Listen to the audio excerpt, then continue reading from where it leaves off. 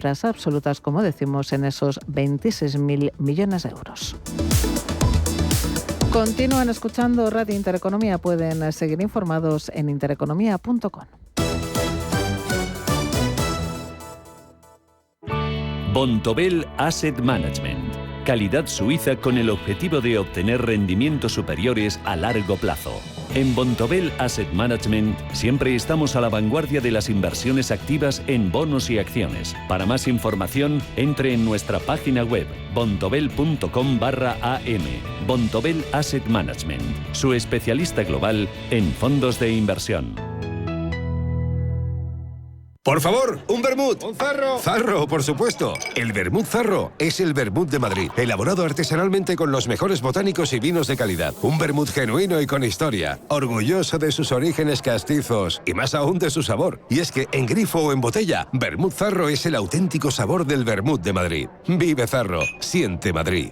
Si eres emprendedor, profesional o empresario y quieres estar al día en los temas que afectan a tu empresa, Cultura Emprende es tu programa. De la mano de Alejandra Rompedrique, Víctor Delgado y Ángel Calvo Mañas, conocerás las experiencias de otros empresarios y estarás al día en marketing, formación, tecnología, fiscalidad, eventos y más. Los viernes de 6 a 7 de la tarde en Radio Intereconomía.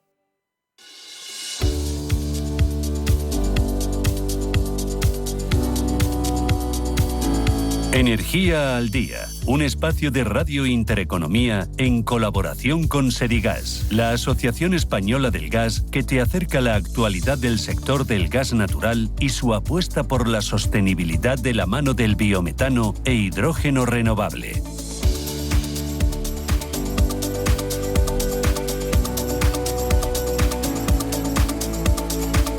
Energía al Día, con gas natural y renovable. Es un espacio que trata de informar, de formar con rigor a todos ustedes sobre gases renovables y en concreto sobre el biometano. Hoy nos acompaña Joan Batalla, que es presidente de la Asociación Española del Gas, de Sedigas. Joan, ¿qué tal? Buenos días, bienvenido. Muchísimas gracias. Bueno, estamos aquí al pie del cañón, apurando los últimos días antes de coger las vacaciones y pues poniendo nuestro pequeño granito de arena en formar, en educar y en concienciar. Qué importante, ¿verdad? Sumamente importante abordar la descarbonización con la aportación y la apuesta decidida del sector, que yo creo que es un mensaje muy claro y muy rotundo. Es muy importante el papel del gas en lo que es toda la matriz energética de España, de Europa y del mundo. Sin duda, y especialmente en el caso del sector productivo, en el caso del sector industrial. En el caso de España, de la demanda de gas natural, aproximadamente el 60% de esa demanda de gas natural corresponde al sector industrial. El sector industrial y el gas son los aliados de largo plazo. Ha permitido lo que es avanzar en la industrialización de nuestra economía y, sobre todo, avanzar en la descarbonización, sustituyendo otros combustibles fósiles más emisores y, sobre todo, apostando por la sostenibilidad con los gases renovables. Porque la industria también es un jugador muy importante en ese camino hacia la descarbonización. Sin duda. Tenemos que ser capaces, y ese es el gran reto que tenemos, no solo en España, sino a nivel europeo, ser capaces de conciliar los objetivos de descarbonización con los objetivos de competitividad industrial.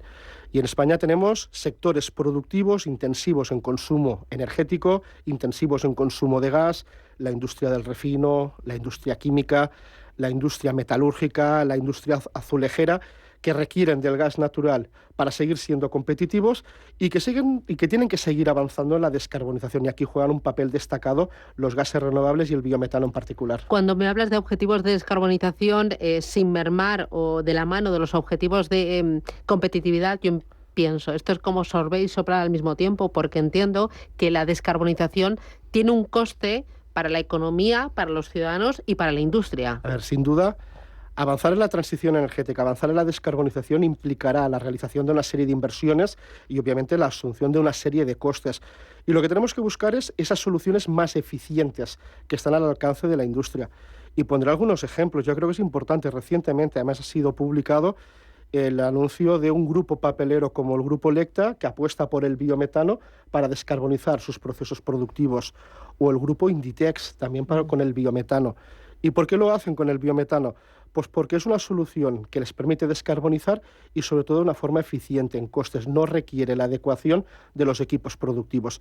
Es decir, avanzar de la mano para que esto tenga el menor impacto económico y sobre todo no merme la competitividad. Me estás hablando de soluciones que ya son una realidad, que ya están siendo aplicadas por compañías españolas de distintos sectores. Por ejemplo, se los comentaba, el sector papelero, el sector textil, el sector del azulejo, que está obviamente apostando por los gases renovables, por el biometano y también está en prueba de test para empezar a trabajar e incorporar el hidrógeno renovable, y un sector industrial que está viendo con enorme expectativa lo que es el papel y el potencial que tiene España para la producción de gases renovables.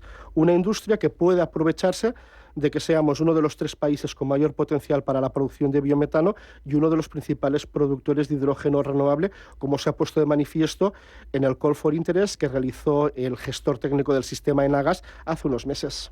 Entiendo que si estas compañías y estos sectores, el azulejero, el papelero, el textil, están apostando por el biometano, es porque quieren caminar hacia esa descarbonización, pero es sobre todo porque a ellos les es eficiente, rentable, competitivo, que no les supone mayor carga económica. Y sobre todo, si me permites, también suena una cuestión adicional, porque la electrificación no tiene recorrido en estos sectores productivos.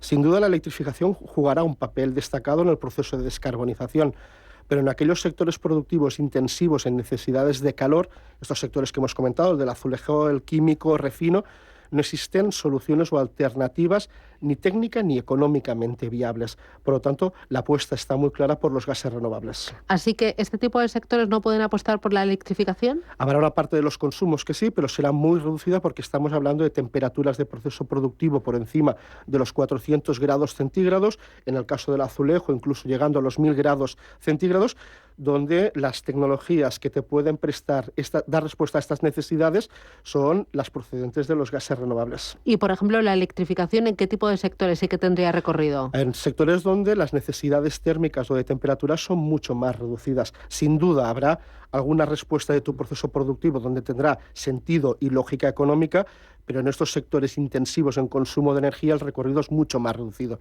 Nosotros realizábamos, y lo presentábamos en COE ahora unos meses, un análisis del potencial, la solución, el papel que iban a jugar los gases renovables y el potencial de electrificación que tenían estos sectores, y la mayoría de ellos se quedaba en el orden de un 5 o 10% de su demanda energética era susceptible de ser electrificada, con lo cual tenemos un 90-95% de la demanda energética donde tenemos que aportar soluciones que les permitan seguir siendo competitivos y que den respuesta a sus necesidades intrínsecas del proceso productivo. O sea que la solución del biometano gana por goleada. Gana por goleada. Gana por goleada, y además porque es la única que te permite no tener que tocar proceso productivo, dar respuesta a tus necesidades térmicas y sobre todo aprovecharnos de ese potencial que existe.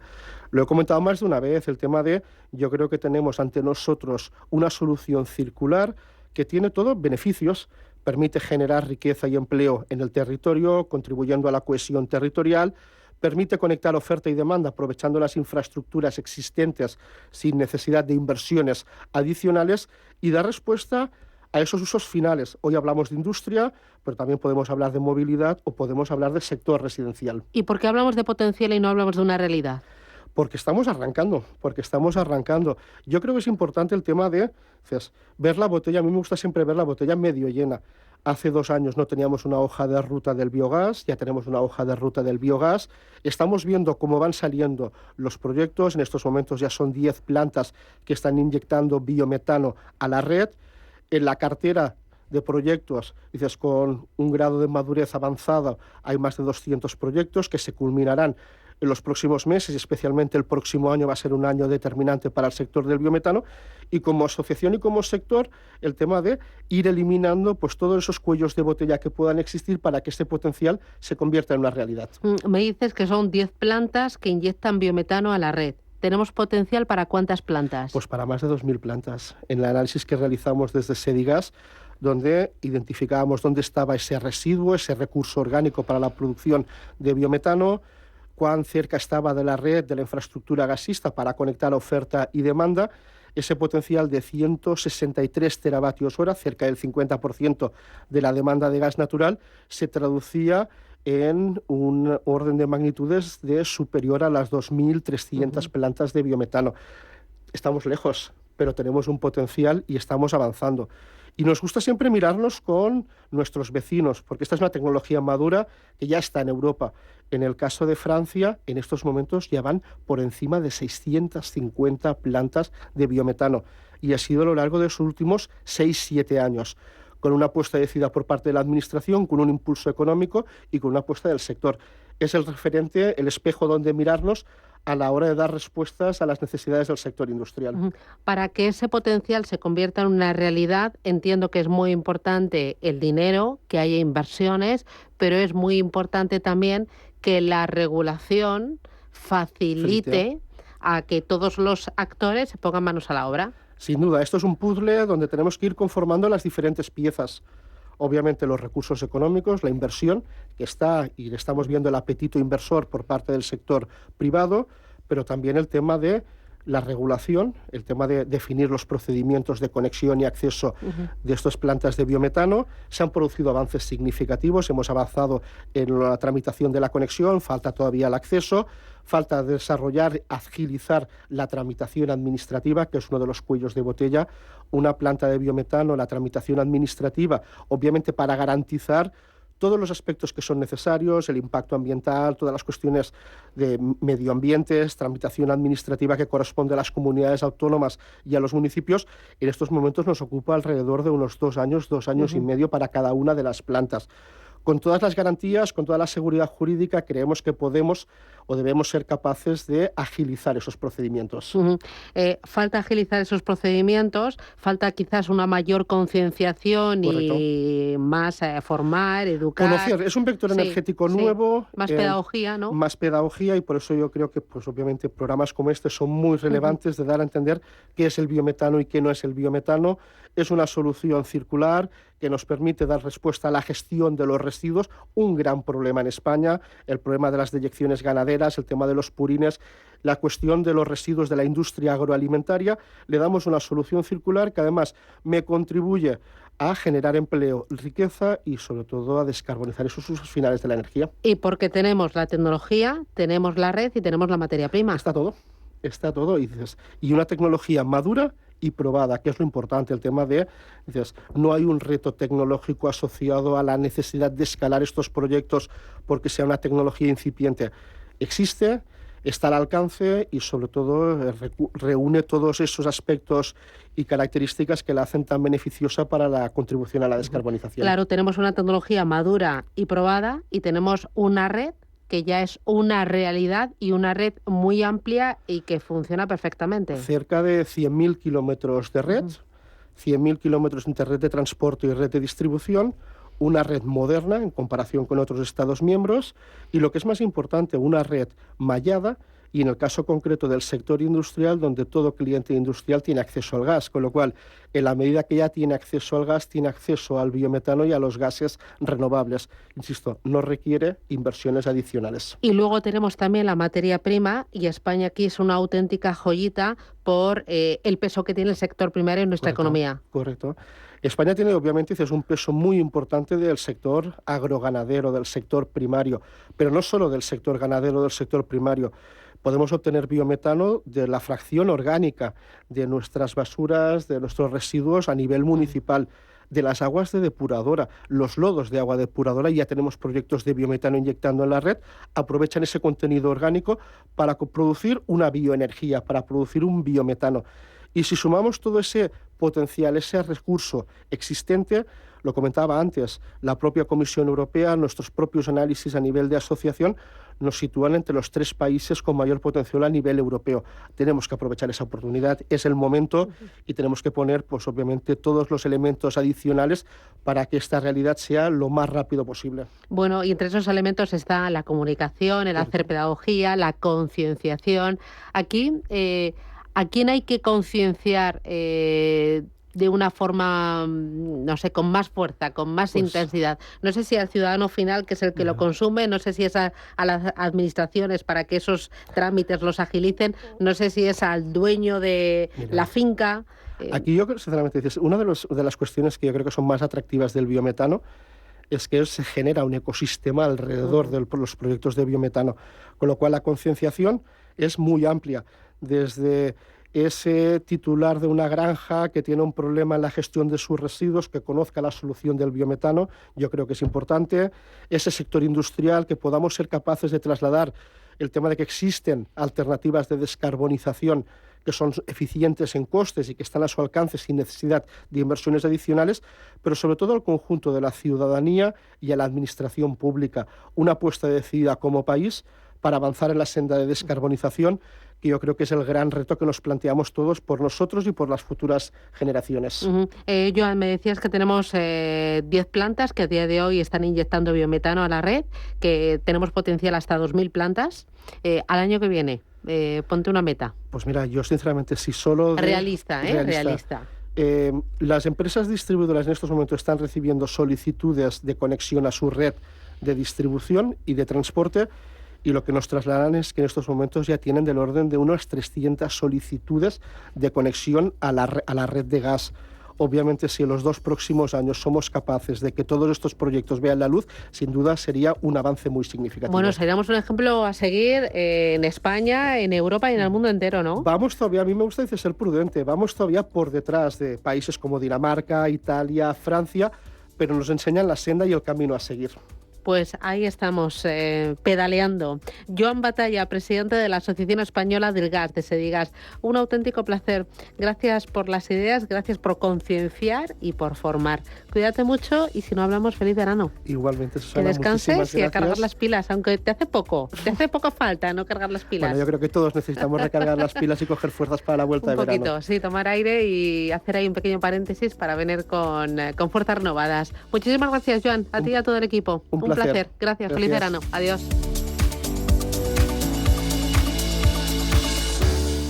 Descubre la noche más desconocida del centro de Madrid en Gran Hotel Inglés. Todos los jueves, viernes y sábados disfruta de tapas y bocados para compartir, cócteles de autor y música en vivo en pleno barrio de las letras. GranHotelInglés.com, tu hotel de lujo en Madrid. Si eres emprendedor, empresario, autónomo, dueño de un negocio o una pyme, este es tu sitio. Negocios de carne y hueso. Cada jueves a la 1 de la tarde en Radio Intereconomía con Mariló Sánchez Fuentes. I declare open the Games celebrating Olympiad of the modern era.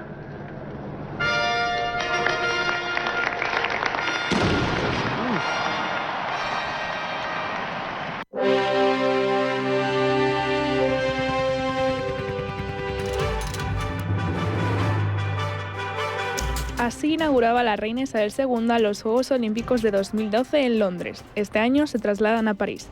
Organizar los Juegos Olímpicos supone un coste alto, pero las ciudades lo hacen porque esperan recuperar esa inversión y más. ¿Pero lo logran? ¿Cuánto empleo generan? Esto dice Raúl Sánchez, director general en España de Eurofilms Group. Totalmente. Son eventos que efectivamente, dependiendo del tipo de evento, pues concentran a un volumen de personas enorme y que necesitan dar respuesta, pues tanto desde el punto de vista de hostelería, de turismo, de restauración, a unos volúmenes muy importantes, ¿no? Y cuando son eventos, como puede ser unos Juegos Olímpicos, en los que además hay una construcción y una planificación de infraestructuras. La Oficina de Turismo de París estima que 11,3 millones de visitantes acudirán a los Juegos Olímpicos y 3,9 millones a los Paralímpicos. Solo el 12% de esos turistas vendrán del extranjero. La mayor parte de los asistentes serán franceses, y muchos de ellos ni siquiera asistirán al evento, solo estarán en la ciudad para rodearse del ambiente o para trabajar, generando grandes volúmenes de contratación. Efectivamente, el grueso más grande es trabajo temporal y son perfiles que efectivamente están ayudando pues durante el tiempo que ha durado la Eurocopa o el caso del festival que comentáis en la entrevista anterior, pues son eventos más locales y eventos que concentran unos volúmenes de contratación muy importantes de todo tipo de perfiles para dar servicio a los asistentes a esos eventos, lógicamente. En cuanto a la economía, el gasto turístico se espera que esté entre el 2,6 y 3,2 millones de euros, sin contar las ventas de las entradas. Los visitantes internacionales aportarán casi la mitad del impacto económico durante los Juegos Olímpicos y un cuarto de Paralímpicos. Además, más del 95% de las entradas han sido vendidas, Debido a la alta demanda de entradas, se requieren personas que trabajen para este tipo de eventos. Estos son los perfiles más solicitados. Sí, el perfil sobre todo suelen ser perfiles para el sector servicios, perfiles de camarero, como bien indicas, de mozos, también el tema logístico, ¿no?, para desplazamientos. Normalmente las empresas privadas de transporte refuerzan con perfiles de chofer su oferta de desplazamiento, y evidentemente ahí también hay un incremento de necesidades y un incremento de personas, y son pues perfiles tanto para la hostelería como para la restauración los más demandados en estos momentos.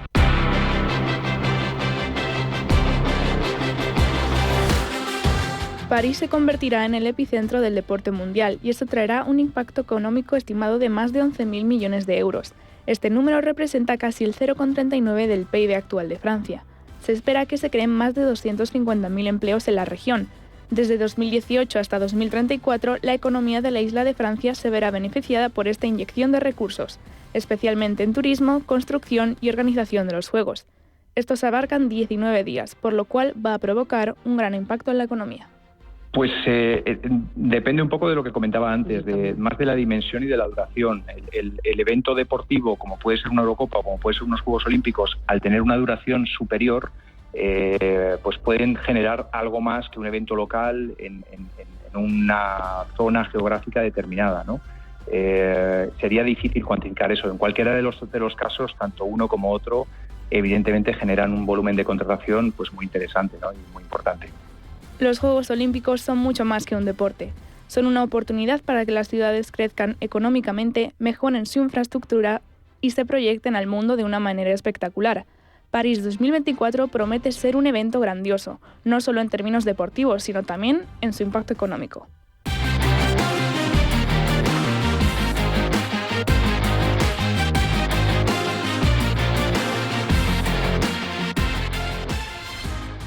Si padeces problemas de articulaciones, columna, hombros, te va a asombrar este método tranquilo y suave que cambiará tu vida desde la primera sesión. En Sol Naturaleza contamos con el método de alineamiento de las articulaciones, un método samurái practicado por las mujeres de la familia y sin dolor, del cual se benefician personas con escoliosis provocada por el desalineamiento de alguna articulación de las piernas. Pide cita en el Centro Sol Naturaleza, 91 31 31 409. Estamos en Conde de Aranda 13, 91 31 31 409.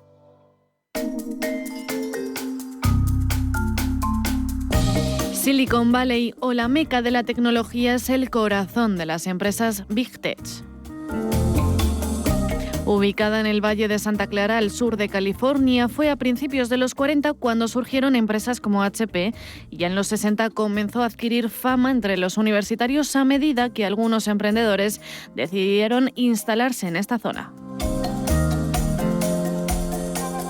En 1971, un periodista se dirigió a esta zona como Silicon Valley, en español Valle del Silicio, y viene precisamente del ritmo tan rápido con el que han florecido empresas dedicadas a la tecnología en esta zona. El padre intelectual de Silicon Valley es Frederick Terman, profesor de Stanford, que en 1939 propuso a Bill Hewitt y David Packard a iniciar una startup de electrónica, el inicio de HP, una de las compañías más importantes del mundo, que empezó, como muchas Big Tech, en un garaje. A partir de ahí, la fama que coge es tal que el resto de la historia es rodada. Por cierto, la Universidad de Stanford es una de las más prestigiosas del mundo. Se encuentra en Silicon Valley y los historiadores coinciden en que si este centro no se hubiera encontrado y no se hubiera implicado de tal manera, quizá no hubiéramos conocido la meca de la tecnología. Entre las empresas más importantes que nacieron en Silicon Valley se encuentran Facebook, Apple, Netflix y Google. Gracias a esto, California también se ubica entre las 5 economías más importantes del mundo, según ha contado la BBC. Hay aproximadamente 143 multimillonarios de tecnología en todo el mundo. Pues bien, la mitad de ellos vive aquí, en Silicon Valley. Su población es de alrededor de 4 millones y tiene los precios medios más altos de las casas en los Estados Unidos.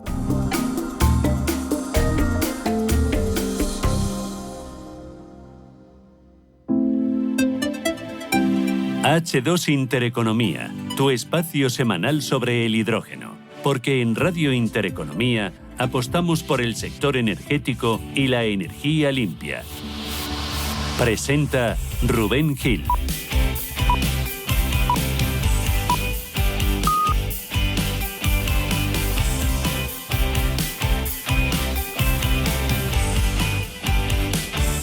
En marcha, 11:30 de la mañana, H2 Intereconomía, una nueva edición de este programa, el primero y el único de la radio española dedicado solo y exclusivamente al ámbito del hidrógeno. Es el 46º capítulo de la temporada y el último de la temporada. Y antes del parón vacacional en agosto, vamos a hablar hoy de un acuerdo que han alcanzado Ariema y Mateco para fabricar electrolizadores de última tecnología. Son Made in Spain, producción y tecnología española, gracias al PERTE del hidrógeno. Nos van a contar desde Mateco, desde Ariema, Rafael Luque, en qué consiste, en qué punto se encuentra este acuerdo y qué va a suponer y cómo se ha financiado también. Así que enseguida saludamos a nuestros invitados con los que cerramos hoy la temporada, pero como siempre empezamos con Manuel Blázquez contando las noticias que nos ha dejado esta última semana el ámbito del hidrógeno. Que comenzamos con España y Europa y el impulso que están dando a la economía, que quieren dar a la economía del hidrógeno. Durante la European Hydrogen Energy Conference 2024, celebrada en Madrid, se discutieron los avances tecnológicos y estratégicos en el sector del hidrógeno verde, un evento que reunió a más de 1.200 asistentes de 30 países, destacando la colaboración entre empresas y gobiernos para fortalecer la industria del hidrógeno. Nos vamos hasta Arabia Saudí, que está poniendo en marcha un megaproyecto de hidrógeno. Arabia Saudí ha anunciado la construcción de una planta de hidrógeno verde en su ciudad futurista Neom, con una inversión de $8.400 millones, un proyecto que producirá 600 toneladas diarias de hidrógeno verde utilizando energía renovable y que se espera esté operativo para finales de 2026. También apuesta por el hidrógeno Japón, en este caso innovando con pilas de hidrógeno. Y la compañía japonesa Honda ha presentado un prototipo de camión que funciona con pilas de combustible de hidrógeno en la Advanced Clean Transportation Expo.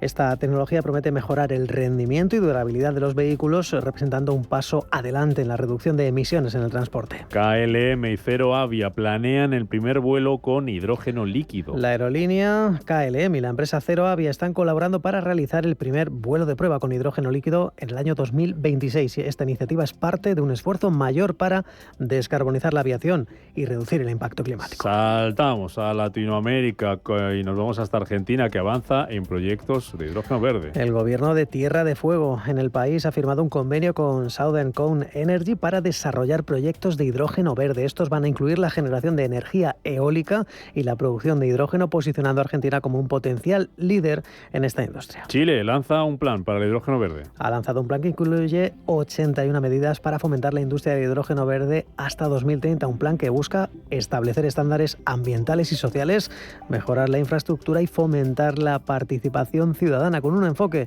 en la región de Magallanes y otras áreas del país. Y precisamente terminamos allí en Chile, donde se ha puesto también en marcha un proyecto piloto para el uso doméstico de hidrógeno verde. En esta ocasión en las ciudades de Coquimbo y La Serena, que se ha iniciado un plan piloto donde 2.000 hogares y comercios utilizan hidrógeno verde, lo que ha permitido una significativa reducción en las emisiones de CO2.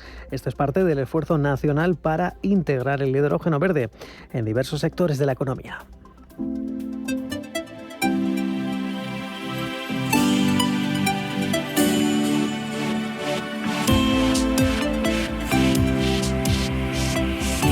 H2 Intereconomía, tu espacio semanal sobre el hidrógeno. Porque en Radio Intereconomía apostamos por el sector energético y la energía limpia.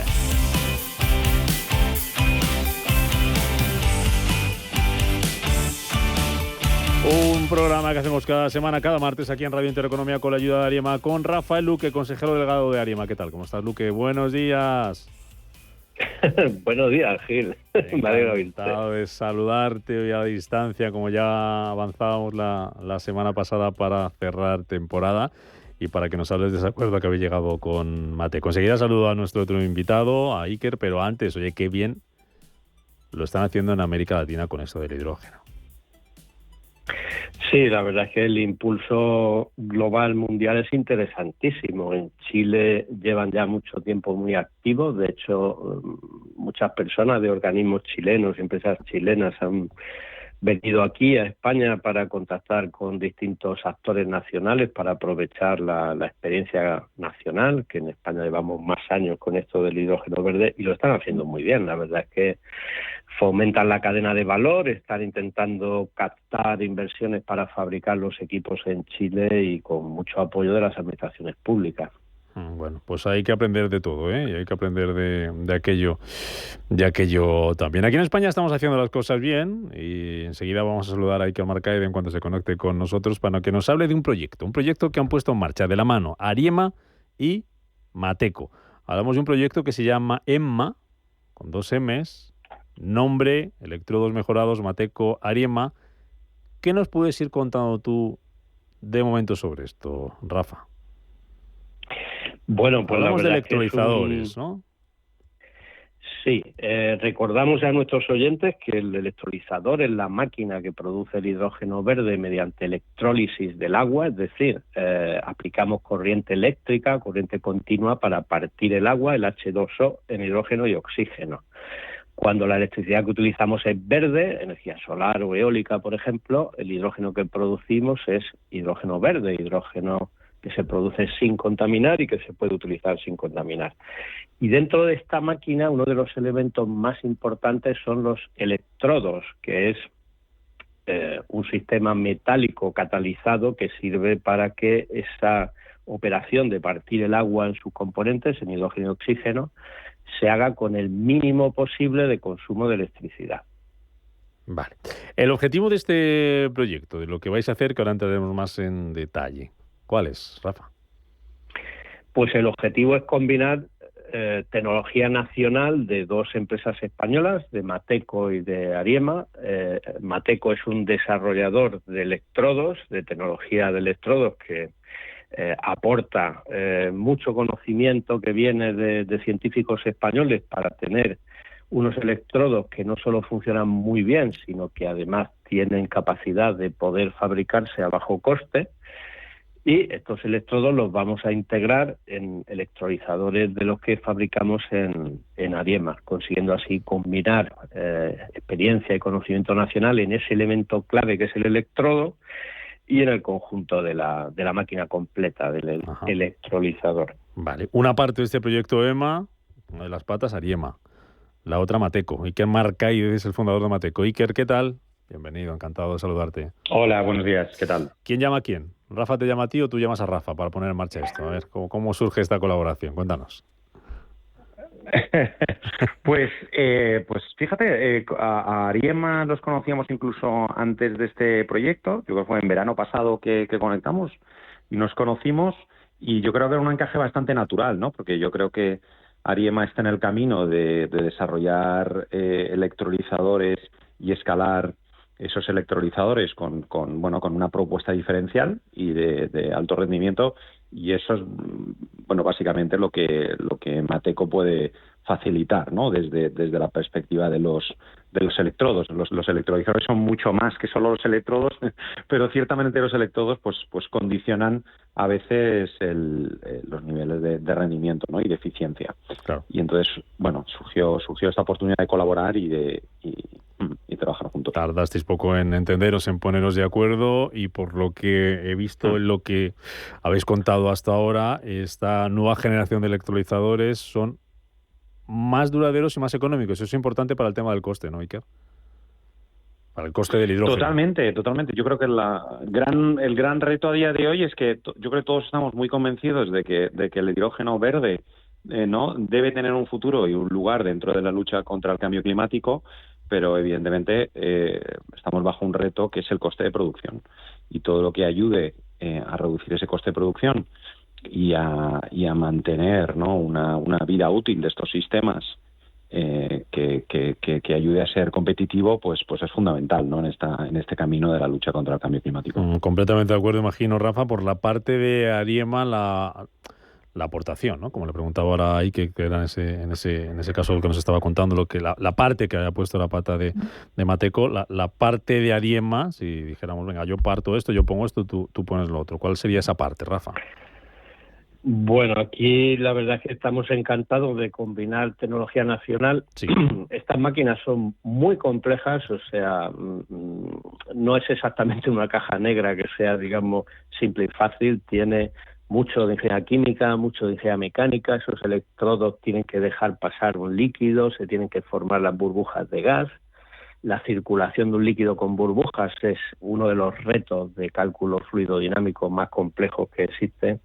Y cuando todo eso se ha conseguido hacer bien, además hay casi una planta química donde hay que separar los gases, purificar los gases y en paralelo lo que le gusta mucho a los ingenieros eléctricos y electrónicos, que es mucha electrónica de potencia, en lo que España, por cierto, es muy fuerte. Hay mucha tradición de ingenieros y de empresas que vienen de la fotovoltaica, que han trabajado con los inversores en el sentido de la máquina que convierte la corriente continua de un panel solar en corriente alterna. El electrolizador hace falta con frecuencia lo contrario. Si venimos de electricidad de un parque eólico que viene en corriente alterna, hay que convertirla en corriente continua para aplicarla en el electrolizador, y todo eso combinado además con un sistema de control muy complejo. Hay muchísimos sensores de presión, de pureza, de caudal, de temperatura, y con todo ello con un sistema de control inteligente que va, digamos, optimizando el funcionamiento de la máquina. Y todo esto hacerlo con los magníficos electrodos que producen en Mateco, pues es una satisfacción para nosotros. Hablemos de números, hablemos de cifras, porque contaba yo al comienzo que habéis recibido ayuda de ese famoso PERTE, ¿no? Del que hemos hablado muchas veces, ese PERTE de energías renovables. ¿Cómo se ha gestado eso? Iker, Rafa, que me lo pueda contar de los dos. Bueno, pues empiezo por la parte, digamos, general. Afortunadamente, del Plan de Recuperación y Resiliencia, los fondos europeos que han llegado a España, pues una parte importante se ha canalizado por, sobre todo, dos organismos, el CDT y el IDAE, a proyectos que son de desarrollo de tecnología, proyectos de I+D. Y afortunadamente en España pues hay no solo empresas como nosotros dedicados al electrolizador y sus componentes, sino otras empresas también desarrollando compresores de hidrógeno, surtidores, como escuchábamos en el último programa. Y en este caso, pues nosotros desde Arriba tenemos ya varios proyectos en marcha importantes, con financiación sobre todo de IDAE y de CDT. Y este último, pues estamos muy felices porque es un proyecto natural, en el sentido de que en Mateco han empezado no hace muchos años, pero sí muy pujantes, con mucha inversión, con un equipo que está creciendo muy deprisa, con unas instalaciones que tuve la ocasión de visitar hace poco, y felicito a todos los que están detrás de Mateco porque lo están haciendo muy rápido. Eso es muy difícil en España porque hay mucha traba administrativa, y lo están haciendo muy bien para tener lo antes posible su fábrica en marcha. Y este proyecto pues nos permite financiar a varios años pues el esfuerzo por parte de Mateco de desarrollar esos electrodos de última generación y integrarlos en uno de nuestros equipos que está especialmente diseñado para estos electrodos. Iker, por la parte que te toca en cuanto a cifras. Sí, el proyecto es, bueno, por dar unas cifras, el proyecto va a movilizar 1,4 millones de euros. De presupuesto, ¿no? Sí, de presupuesto, proyecto. Y pues es clave de cara a escalar, ¿no?, esta tecnología y llegar a métricas y a resultados pues ambiciosos que superan el estado del arte actual. Esta es la idea, ¿no? Esta colaboración para nosotros no dejamos de ser un componente dentro de un sistema, ¿no? Y al final lo que queremos es que pues el componente puede ser fantástico, pero si realmente no lo que tiene que ayudar es a que al sistema sea mucho mejor, y este es el objetivo, ¿no? El conseguir que ese sistema, que es el electrolizador, y por eso pues tiene mucho sentido esta colaboración, ¿no? Para demostrar en condiciones a nivel sistema, a nivel electrolizador, otros parámetros y otras métricas que nos ayuden más al objetivo de hacer el hidrógeno verde más asequible. ¿En qué momento, en qué fase se encuentra el proyecto? ¿De qué plazos estamos hablando? Pues como comentaba Rafael... Perdonadme, que no he lanzado pregunta a nadie. Venga, Iker, y luego le dejo a Rafa. No, perdona, no. Iba a decir que simplemente hace un par de semanas hicimos el kick-off en Valencia, que tuvimos la oportunidad de además, como comentaba Rafael, mostrar las instalaciones, porque a día de hoy estamos fabricando desde un espacio más pequeño, pero con la ambición de a final de año ya abrir nuestras nuevas instalaciones, nuestra fábrica, ¿no? Ya con un tamaño más ambicioso. Y de ahí ya nos hemos puesto manos a la obra a trabajar y a ir acordando los siguientes pasos de este proyecto. Rafa, fase, ¿dónde estamos? A ver. Sí, yo quería añadir, el proyecto tiene una duración de 3 años, o sea, estamos en los pasos iniciales, pero al final culminará con una máquina completa, funcionando, produciendo hidrógeno verde con alta eficiencia y potencialidad de bajo coste. Y el presupuesto del proyecto, para las cifras que salen con frecuencia en los titulares, puede parecer humilde, pero es fundamental. O sea, hacer proyectos muy grandes de cientos de megavatios se está haciendo en marcha también con fondos europeos, y en proyectos muy grandes, desafortunadamente, de momento, las máquinas principales son importadas de otros países. Y, sin embargo, proyectos como este, pues quiero destacar que la mitad del presupuesto va a gasto de personal. Es decir, aquí tenemos muchísimos ingenieros, físicos, químicos, etcétera, que van a estar con esta financiación pública trabajando en el desarrollo en España de tecnología, con la ambición de que en unos años, en pocos, estemos fabricando aquí, diseñando aquí con nuestro propio personal unos equipos que van a tener una expansión enorme. Cuando hablamos de cientos de megavatios, la conversión rápida es que 1 megavatio de hidrógeno verde es 1 millón de euros de inversión en la máquina. Y la ventaja en este programa y en general en Intereconomía, que hablamos mucho de economía, de eficiencia, aquí la clave es que el coste del hidrógeno verde es principalmente el coste de la electricidad que utilizamos, con lo cual en este sector merece la pena invertir en una máquina mejor, más eficiente, porque nos va a permitir que el coste variable, el coste de la electricidad, va a ser más bajo, porque una buena máquina va a gastar menos electricidad por cada kilo que se produce de hidrógeno. Podemos sacar pecho de más, porque como decíamos, esto es tecnología 100% española, ¿no? Esto es made in Spain. Sí, totalmente. Sin duda. Creo que y es algo que nos sentimos orgullosos, nos tenemos que sentir orgullosos.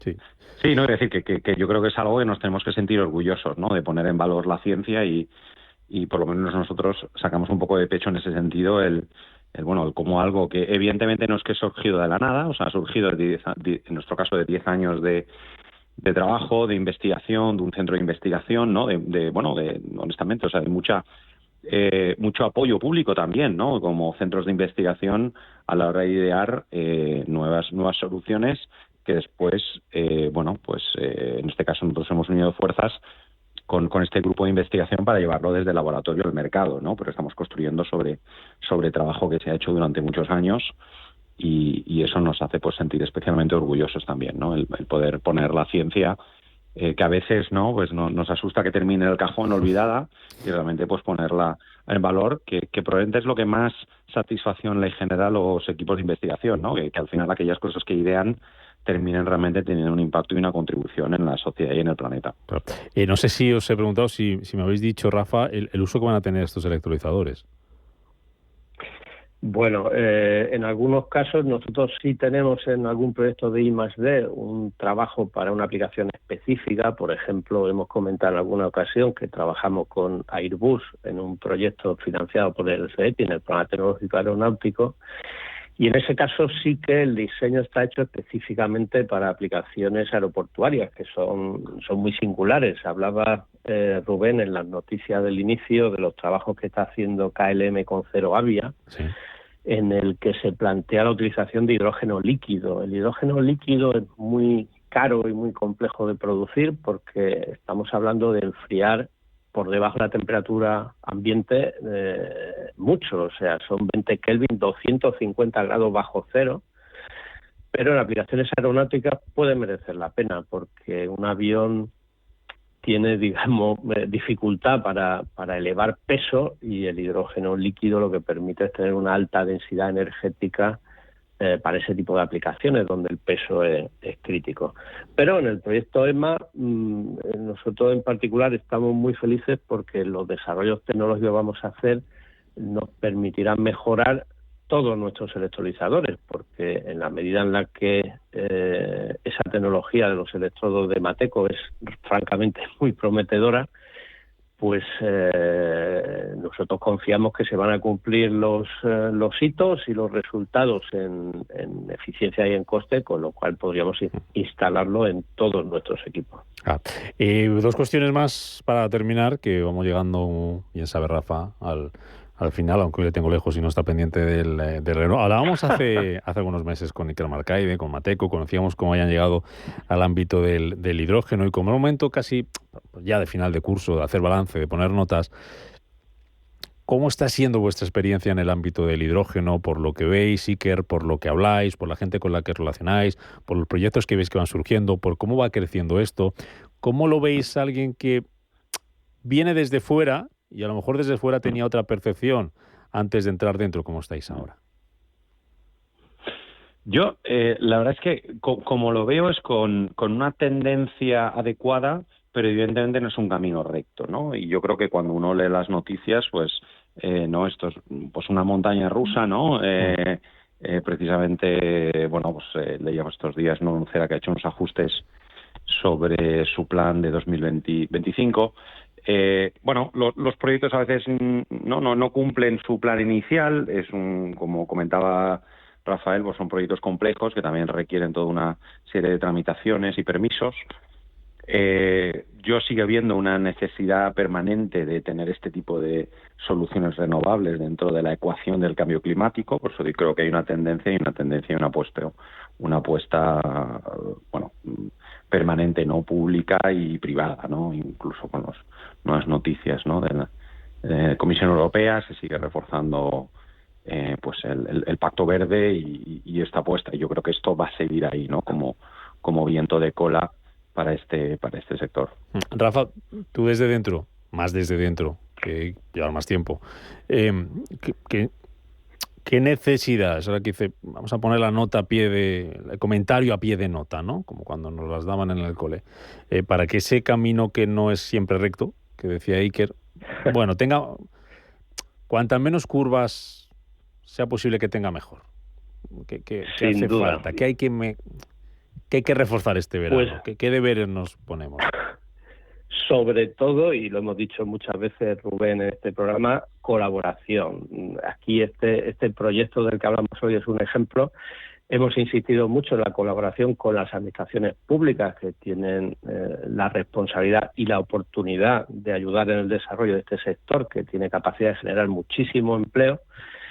Y todo va de la mano, pues incluso con la difusión. De hecho, Iker también nos va a acompañar en el encuentro sectorial que hacemos el 8 de octubre en colaboración con Radio Intereconomía, y que nos permitirá a todo el sector vernos las caras y poner en marcha proyectos como el EMMA, y a nuevos jugadores que quieran entrar a este sector desde el punto de vista de la inversión o directamente por colaboraciones profesionales de sus empresas, pues es un foro de referencia, porque la tecnología es muy compleja, el mercado del hidrógeno es muy complejo, la expectativa es enorme, pero los pasos iniciales son complejos y difíciles, y se hace mucho mejor sin duda en compañía. Pues allí estaremos, Iker, te esperamos también ese día 8, ¿no? En Madrid, para hablar de hidrógeno y conocer lo que estáis haciendo desde Mateco. Un placer, mucha suerte con este proyecto con el que cerramos esta temporada de H2 Intereconomía, aquí en Capital Intereconomía, en Radio Intereconomía, este proyecto EMMA, electrodos mejorados, Mateco Ariema, este acuerdo fruto de la colaboración de ambas compañías, que nos han contado ese objetivo, ese trabajo conjunto para desarrollar componentes de alto rendimiento de Mateco, que es líder y catalizadores en catalizadores y en electrodos, en una generación de electrolizadores alcalinos más duraderos, económicos, que produzcan ese hidrógeno a un coste más competitivo, como analizábamos. Y con la colaboración de ambas partes, de Ariema y de Mateco. Ese presupuesto, 1,4 millones de euros, como nos contabais, y que ha resultado adjudicatario de ese 1,1 millones de euros de subvención por parte del PERTE de energías renovables, hidrógeno renovable y almacenamiento. Mucha suerte, muchos éxitos. hoy protagonista, como lo viene siendo Ariema, pero hoy con ese proyecto que nos cuenta de la mano de Mateco. Lo dicho, mucha suerte. Rafael Luque, CEO de Ariema, Iker Marcaide, fundador de Mateco. Me alegro mucho que os hayáis encontrado en el camino, porque vais a ayudar a que sea más recto de lo que era hasta ahora. Muchas gracias a los dos. Cuidaros mucho. Rafa, Iker, buen verano. Hablamos en septiembre. Un abrazo. Gracias a los dos. Pues llegamos a menos 5 minutitos nos quedan para llegar a las 12 del mediodía, aquí a la sintonía de Radio Intereconomía. Enseguida las noticias con Blanca del Tronco para ponernos al día de lo que está pasando en este martes, que tiene muchas citas económicas. En el que hace un ratito conocíamos el dato de crecimiento de la zona euro. Enseguida les contamos cómo se ha comportado la economía del euro durante el segundo trimestre del año. Conocíamos a las 9 de la mañana cómo se ha comportado la nuestra, la española. Ese crecimiento, igual que en el primero, 0,8% de crecimiento, que nos dejaba también en paralelo una moderación de la inflación 6 décimas hasta el 2,8%. Datos ambos adelantados por INE. Se lo contamos todo esto y mucho más a lo largo del día en Radio Intereconomía. Muy pendientes de más cosas, que comienza esta tarde la reunión de Reserva Federal. Mañana les contamos, especial a partir de las 8 de la tarde, las conclusiones. Tengan un feliz día y mañana en Capital nos vemos aquí a las 7. Sean muy felices. Adiós.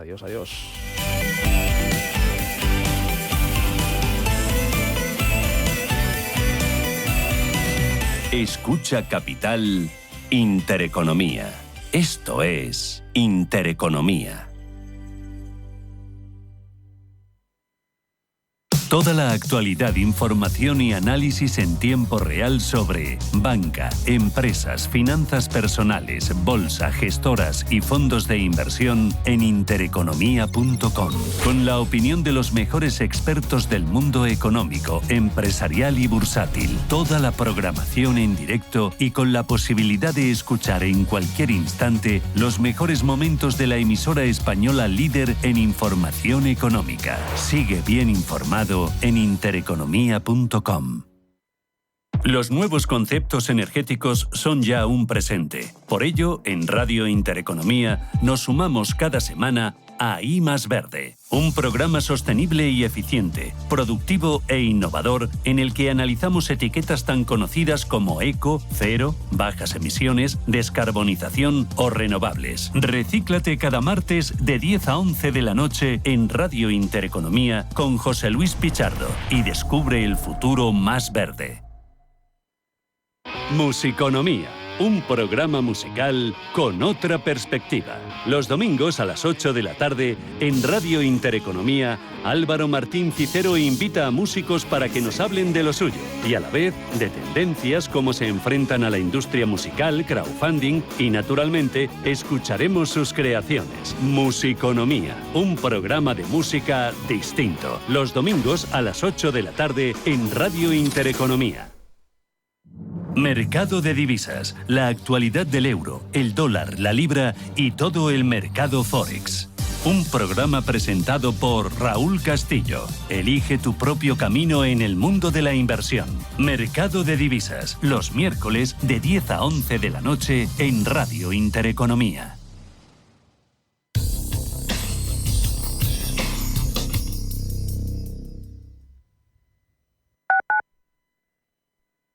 Urbanitae es una nueva plataforma de inversión inmobiliaria que te permite invertir a lo grande con cantidades pequeñas. Uniendo a muchos inversores, logramos juntar el capital suficiente para aprovechar las mejores oportunidades del sector. Olvídate de complicaciones. Con Urbanitae ya puedes invertir en el sector inmobiliario como lo hacen los profesionales. Los viernes a las 10 de la noche tienes una cita con otro gato, el Gato Gourmet. Andrés Sánchez Magro presenta una guía semanal gastronómica, enológica, de restaurantes, literaria, musical, con todos aquellos ingredientes necesarios para cocinar la buena vida. El Gato Gourmet, los viernes a las 10 de la noche aquí, en Radio Intereconomía. Búscate una excusa para ver qué tienen en común Newton y Lorca, para preservar el planeta como Jane Goodall, para cambiar el arte con Duchamp. Búscate una excusa y conéctate a CaixaForum Plus, la plataforma gratuita de cultura y ciencia, series, documentales, podcasts, conciertos y mucho más. CaixaForum Plus, la cultura que te espera. Fundación La Caixa. Restaurante Inari Moraleja, tu japonés del Soto de la Moraleja junto al restaurante Kyonansui, comprometidos con la calidad, comprometidos con su seguridad. Reservas y pedidos en el 910-070356 o en grupoinari.es, un restaurante del Grupo Inari.